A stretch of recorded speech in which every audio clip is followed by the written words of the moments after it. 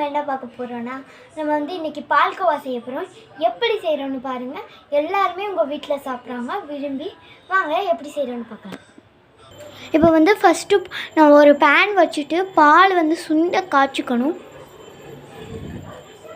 நல்லா கலக்கி விட்டுட்டே இருங்க, இல்லைன்னா பொங்கி வந்துடும்.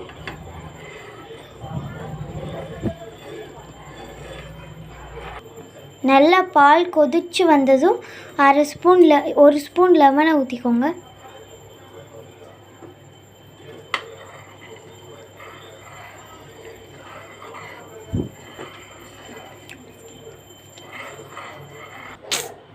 இப்போ வந்து 2 ஏலக்காயை தட்டி போட்டுக்கலாம்.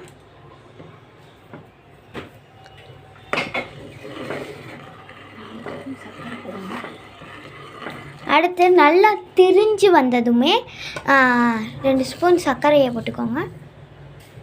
உங்களுக்கு வேணுன்ற அளவு வந்து நீங்கள் வந்து சர்க்கரையை போட்டுக்கலாம்.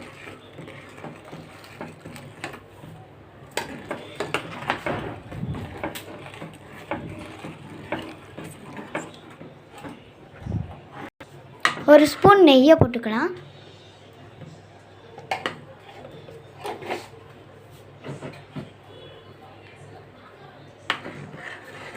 நல்லா கிண்டிக்கலாம், உருகட்டும்.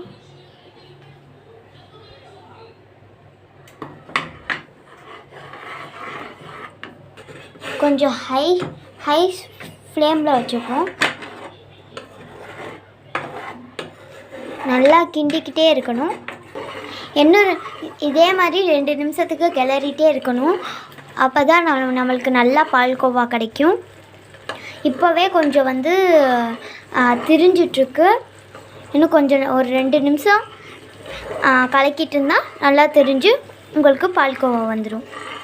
திரிஞ்சினோடனே உங்களுக்கு நான் காமிக்கிறேன். நல்லா வந்து நம்மளுக்கு வந்து நல்லா கன்சிஸ்டண்டாக கரைச்சிருச்சு. நல்லா இந்த மாதிரி கிண்டிகிட்டே இருந்தால் நம்மளுக்கு சரியான பால்கோவா ஆயிடும். வாசனை பார்க்கும்போதே அவ்வளோ பால்கோவா ஸ்மெல் அவ்வளோவா தூக்குது.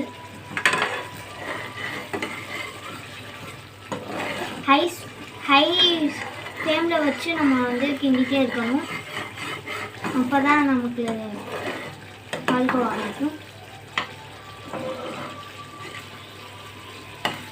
அதுக்கு வந்து கொஞ்சம் கொஞ்சமாக திரிஞ்சிட்டே வருது.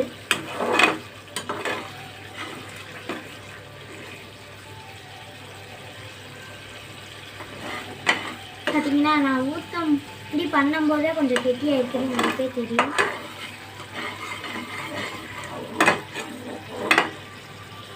இப்போ பால்கோவா ரெடி ஆகிடுச்சு. ஆஃப் பண்ணிடலாம்.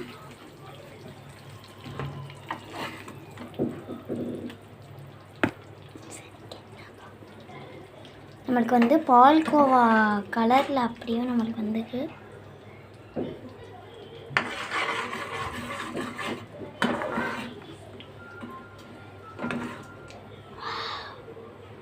கொஞ்ச நேரம் ஆற விட்டால் இன்னும் சூப்பராக இருக்கும்.